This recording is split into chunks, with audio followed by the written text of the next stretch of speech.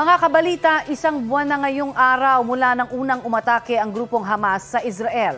Sa pinakahuling bilang ng mga otoridad, mahigit 11,000 na po ang nasawi sa gerang yan, kabilang ang 4 nating kababayang Pilipino.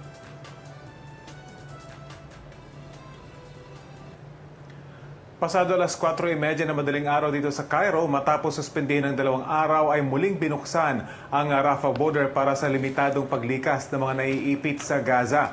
Ayon sa mga opisyal, nasa 80 foreign passport holders at 17 sugatan ang nakatawid kahapon mula Gaza papunta rito sa Egypt. Kabilang sila sa mga dapat ililikas nitong Sabado. 48 truck naman ng humanitarian aid ang pinapasok sa Gaza.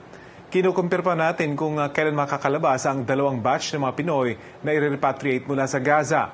6 na pamilyang Pinoy ang nakapwesto na malapit sa Rafah border habang naghihintay. Kabilang dyan ang 2 buntis at isang sanggol na ipinanganak nang magsimula ang gera ng Israeli forces at Hamas group.